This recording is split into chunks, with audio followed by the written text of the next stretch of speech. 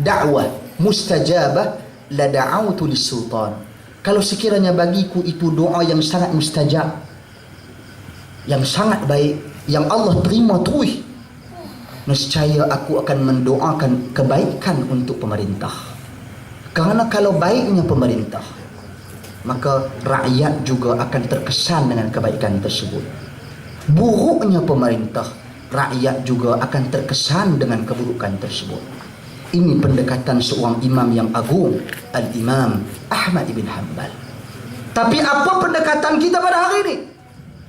Apa doa yang kita lancarkan kepada pemerintah? Pecah perut? Mampu cepat? Ini doa yang kita lancarkan.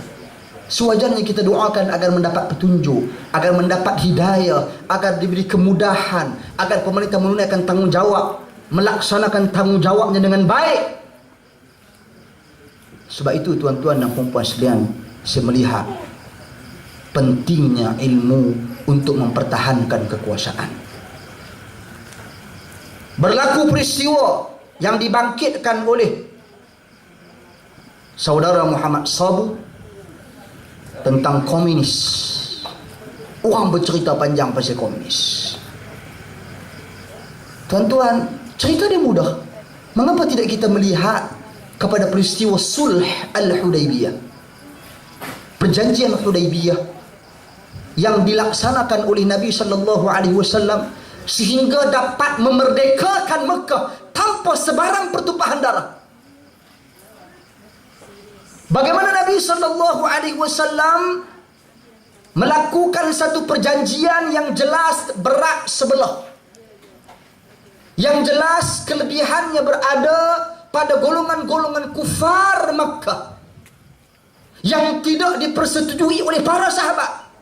Sahabat-sahabat semua tak puas hati. Dia bertanya Nabi, ya Rasulullah, kenapa ni kau buat macam ni? Mengapa orang Mekah yang masuk ke Madinah perlu dihantar balik? Sekiranya orang Madinah masuk, sebaliknya sekiranya orang Madinah masuk ke Mekah, tak perlu dihantar balik. Gencatan senjata dalam tempoh beberapa tahun. Tak adil ya Rasulullah. Nabi tetap bertegas. Nabi masuk ke kamar Nabi, di kemah Nabi. Nabi bersedih kerana para sahabat seolah-olah tidak mau bercakap dengan Nabi. Mereka datang untuk buat ibadat umrah, nak masuk, orang kafir tak bagi. Jadi Nabi suruh mereka cukok kepala semua, bertahallul, membebaskan diri daripada ihram di Hudaybiyah. Mereka tak puas hati.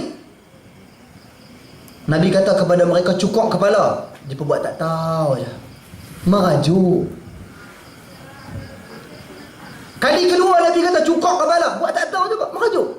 Kali ketiga buat tak tahu juga. Nabi masuk kepada khemah beliau, bertemu dengan Ummu Salamah. Nabi mengadu kepada Ummu Salamah, wahai isteriku, apa aku nak kata kepada mereka? Kata Ummu Salamah, ya Rasulullah, engkau keluar dan engkau cukur kepala engkau, nanti dia akan cukur. Nabi pun keluar, Nabi cukur kepala Nabi, maka para sahabat pun pakat cukur kepala mereka. Dan yang tukang cukur pun cukup dalam keadaan yang marah, berdarah kepala mereka sebab protes, tak setuju dengan idea dan pendapat Nabi SAW. Tapi para sahabat ni dia ikut, dia taat walaupun dia tak setuju. Sebab pada ketika itu ada salah seorang anak pembesar Quraisy yang telah memeluk Islam. Nabi tak bagi dia turut serta pulang bersama-sama dengan Nabi ke Madinah, walaupun dia dah peluk Islam, sebab dia adalah ahli Makkah, hang duduk di Makkah. Sebab perjanjian ini melibatkan kita semua, yakni orang Makkah, dia tak boleh keluar daripada Makkah, perlu dihantar balik ke Makkah, termasuk hang. Walaupun engkau Islam, tapi engkau adalah ahli Makkah, engkau perlu menetap di Makkah. Sebab tu sahabat Nabi tak puas hati. Tapi apa yang berlaku setelah pembukaan kota Makkah tanpa sebarang pertumpahan darah? Semua mereka teringat kembali tentang perjanjian Hudaybiyah.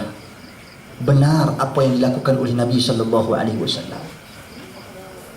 Nabi ini bukan kaki gaduh, bukan kaki gomo, bukan kaki bertumbuk, bukan kira nak angkat senjata, tantah orang, pancung orang, tikam orang. Tak.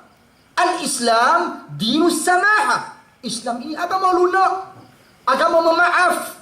Karena itu Allah Subhanahu wa taala bila utuskan Nabi sallallahu alaihi wasallam di atas muka bumi, firman Allah, "Inna arsalnaka wama arsalnaka illa rahmatan lil alamin." Tidaklah kami utuskan engkau wahai Muhammad kecuali rahmat untuk alam ini. Alam, rahmat untuk alam, bukan rahmat kepada manusia sahaja. Rahmat untuk tumbuh-tumbuhan, rahmat untuk gunung ganang, rahmat untuk bukit bukau, rahmat untuk makhluk-makhluk lain, jin dan sebagainya. Sebab itu Nabi larang kita beristinja dengan menggunakan tulang, sebab tulang itu makanan jin. Rahmatnya Nabi SAW kepada makhluk-makhluk lain. Nabi tak bagi kita bunuh kucing. Nabi kata, "Innaha minat tawafina alaikum wat tawafat." Kucing itu haiwan yang duduk sekeliling kamu. Jaga dia dengan elok-elok. Rahmat. Masuknya syurga seorang wanita kerana bagi minum. Pelacur tua bagi minum seekor anjing, masuk syurga. Rahmat. Nak sembelih haiwan, nak sembelih ni, nak korban tak lama lagi. Nabi SAW tak bagi korban di hadapan haiwan yang lain. Kata kita ambil lembu sekok ke lembu parking situ saja. Tunjuk pisau dekat dia. Nabi tekuk sahabat. Nabi kata, "Afala turid an taqtulahu qatlatain?" Awak hang nak bunuh dia ni 2 kali ke? Nabi tak bagi. Rahmatnya Islam. Jadi bila dibandingkan, ditimbang nilai semula perjuangan antara komunis dan perjuangan Tengku Abdul Rahman pada ketika itu, sudah semestinya orang yang mencintakan keamanan, orang yang membencikan pertumpahan darah akan mengiktiraf perjuangan Tengku Abdul Rahman pada ketika itu. Ini yang perlu kita fahami dari sudut nilai dan neraca timbang Islam.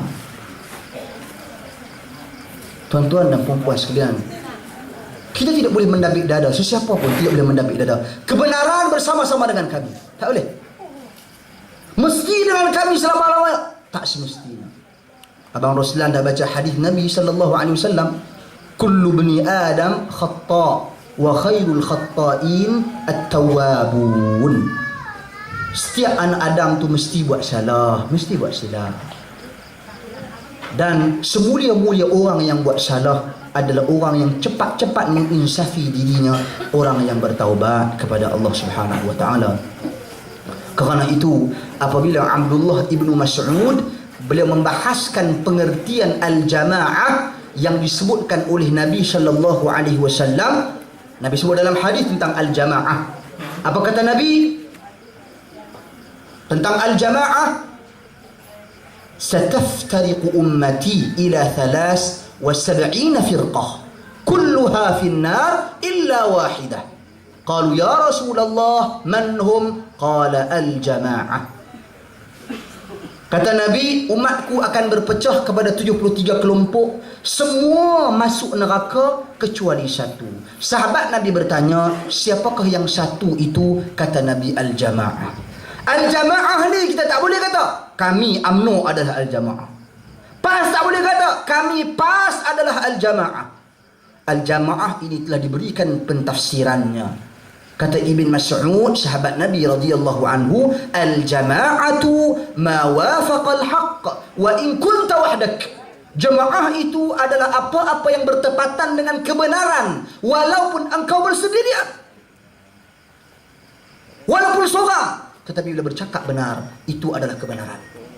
Kerana itu Nabi menggambarkan di dalam hadis yang lain, riwayat Muslim. Kata Nabi, al-Islamu bada'a ghariba wa sayaudu ghariba kama bada' fatuba lil ghuraba. Qalu ya Rasulullah man humul ghuraba? Qala alladhina yuslihuna 'inda fasadin nas. Islam itu bermula dengan asing dan Islam itu akan kembali dipandang asing seperti mana ia bermula. Maka berbahagialah manusia-manusia yang asing. Sahabat bertanya kepada Nabi, ya Rasulullah, siapakah itu orang yang asing? Nabi bersabda, orang yang saleh di saat kefasadan, keburukan, kerosakan berlaku di atas muka bumi. Yakni al-jamaah itu bukan bergantung kepada kuantiti yang besar. Al-jamaah itu bukan bergantung kepada kelompok-kelompok yang tertentu. Sebaliknya al-jamaah itu bergantung kepada sesuai apa tidak tindakan kita, perkataan kita dengan wahyu Allah Subhanahu wa taala. Itu adalah al-jamaah.